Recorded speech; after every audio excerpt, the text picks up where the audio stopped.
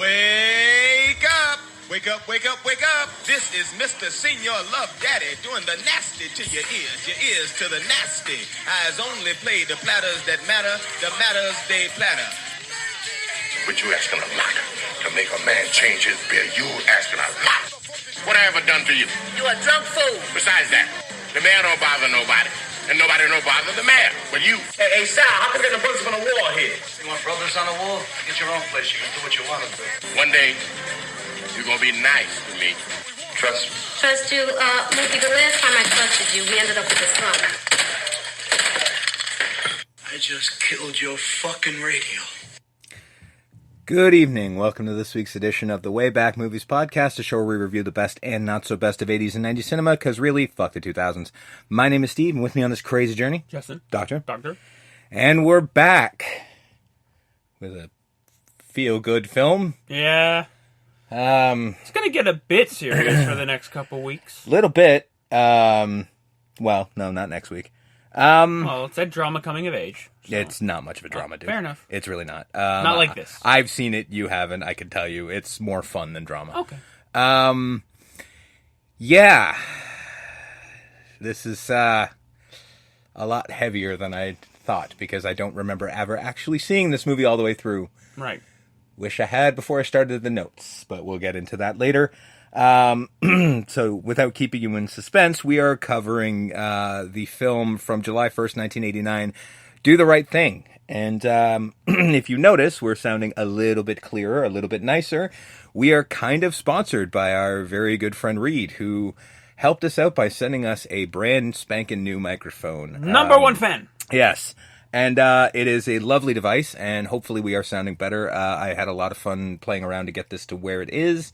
It is still a work in progress, though, so if it doesn't sound that great, I apologize, and I will work on it. But until then, we very much thank him for this, and I do hope he's very, very, very uncomfortable as we're saying his name repeatedly. Right, Reed? Right, buddy? Come on. Thanks, bud. Yeah.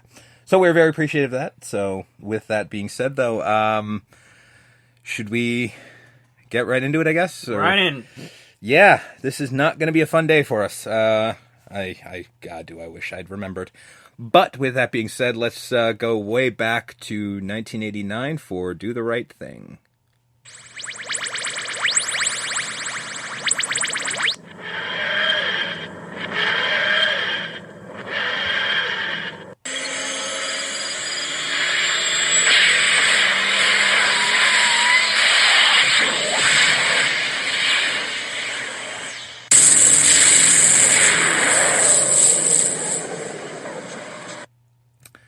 Well, here we are.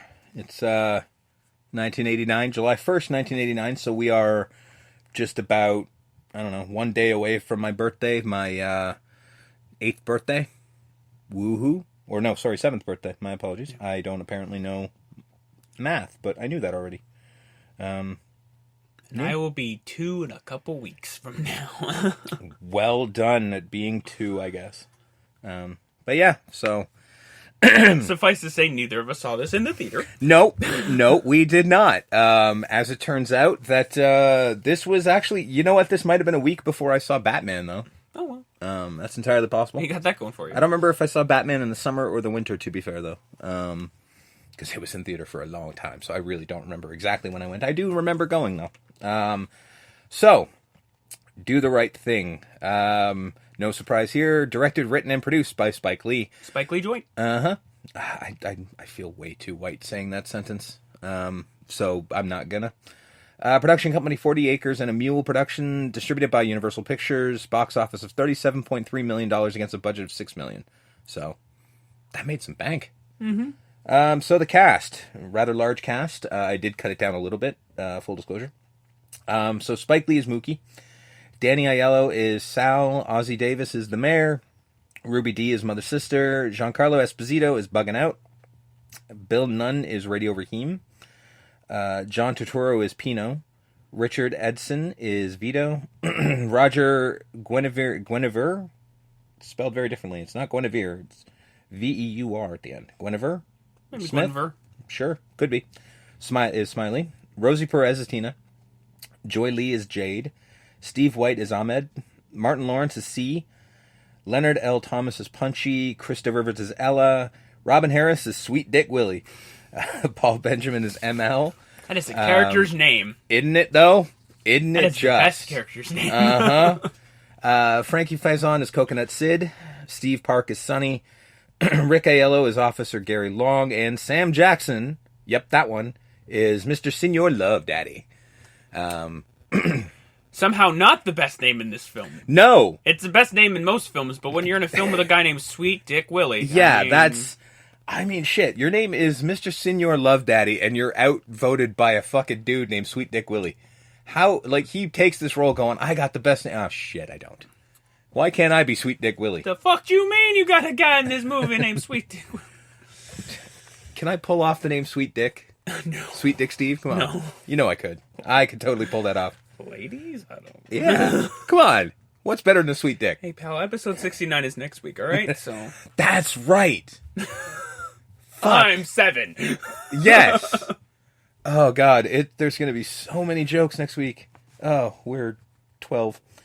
I figure age up a little bit. Fair enough. 7-year-olds don't know what a 69 is. They know it's a number. In this day and age, I don't know about that, pal. I grew up in the fucking 80s. I didn't know shit. Yeah. All right. I didn't know about this either. Okay, so production of this film. Lee first got the idea for the film after watching the Alfred Hitchcock Presents episode Shopping for Death, in which the main characters discuss their theory that hot weather increases violent tendencies. That's actually a legit study, and it might be true.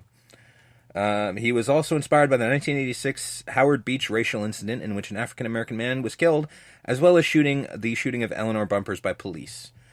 Also supposedly inspired by an incident in New York City where some black youths were chased out of a pizzeria by some white youths in a section of the city known as Howard Beach. The idea of the heat wave was inspired by a script for Predator 2, which had not yet been made. I just thought, Predator 2 had a lot to say about race relations, so I took that. Race is the predator in my joint. Director Spike Lee was quoted as saying. I like that idea. Lee wrote the screenplay in 2 weeks. Damn. The film's original working title was Heat Wave, which is a good name. And I'm pretty sure the name of... It's got to be a name of some random crappy action movie or something. I think there's actually a movie called Heat Wave with...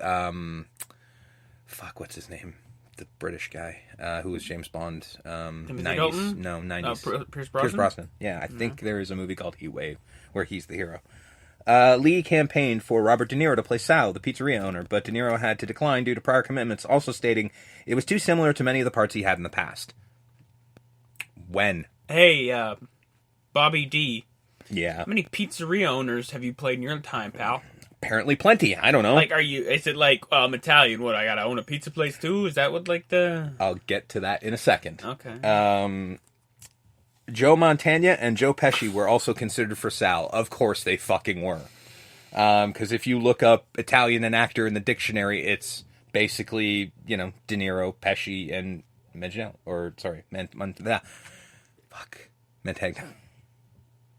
I can't speak ever. And this is, really one of those bad, tongue twister things. I apologize. Reed, take the mic back. I can't speak. Fuck this. Danny Aiello admitted that he almost turned down the part of Sal when he saw that he'd be playing the owner of a pizzeria, believing it to be a lazy stereotype of Italian-Americans owning pizzerias. The thing I didn't write down, but I was just I have to reiterate. He just sort of goes, it's true, but it's still a stereotype. Yeah. It's it is. There's a lot of Italian-owned pizzerias. As I would think there, as I think there should be. Yes, pizza is Italian. I would think Italians know how to make pizza better than anybody else, but I don't know. Maybe it's racist for me to think that. I really don't know, but it just seems like, water's wet. I don't know. Just digging a fucking hole here, man. Stop letting me drown. You're supposed to be my partner in this, asshole. Nope. Fuck you. Spike Lee's first choice for the role of Pino was Matt Dillon. It's fine, I guess. Matt Dillon is, not Italian, I don't think. No, but I don't think. I don't really know, but I don't think. Would have been odd. He wouldn't have the right kind of mood. His anger is much more psychopathic. Yeah. If that makes sense. The character Smiley was not originally in the script. He was created by Roger Guinevere Smith, who was pestering Lee for a role in the film on a daily basis. Lawrence, who was going by Larry Fishburne at the time, was offered but turned down the role of Radio Raheem. I don't know why.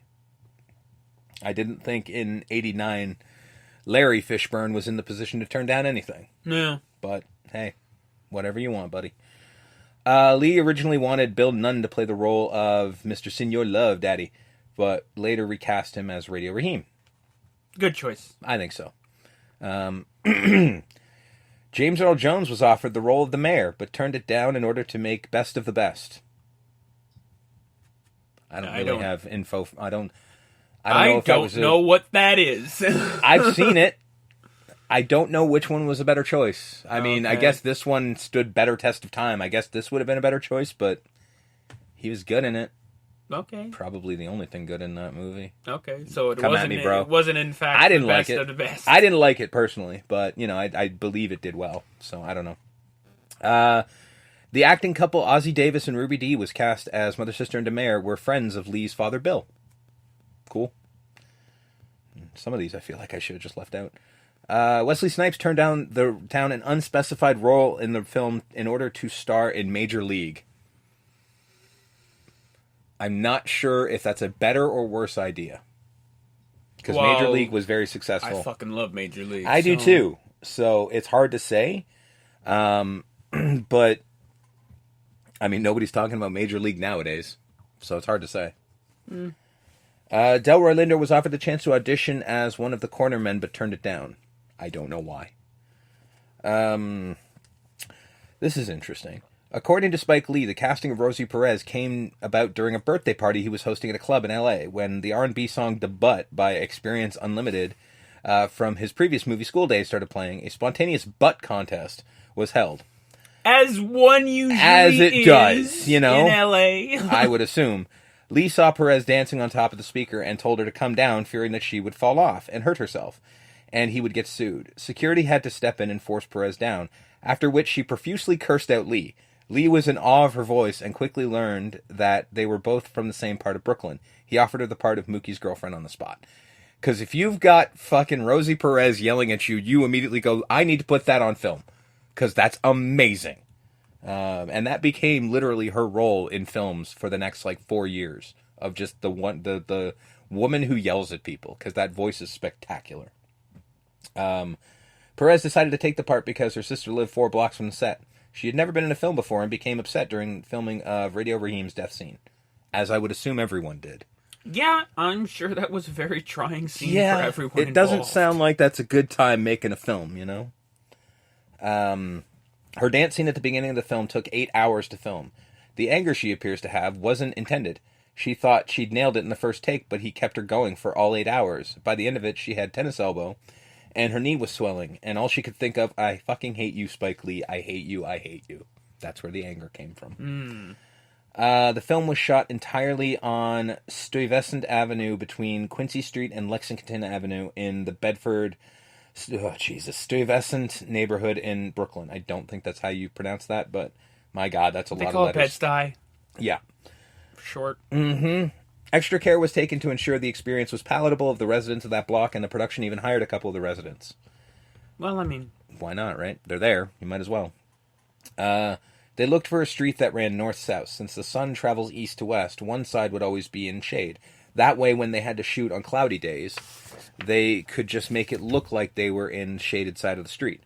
That really saved them because the first 2 weeks there was a lot of rain. Some shots where it looks like sunny, you can actually see rain if you look really hard. The movie doesn't go outside that one block, meaning a lot of the actors were there every single day. No matter where you are, you can always see down the street, so Ozzie Davis always had to be there on the stoop. Also, through the window of Sal's Pizza Parlor, you could always see the Korean shop owners across the street, and so on. For a while, it was a real living, breathing community. The street's color scheme was altered by a production designer who added a great deal of red and orange paint to convey the sense of a heat wave. Also, they placed sterno cans near the camera to make the air wavy.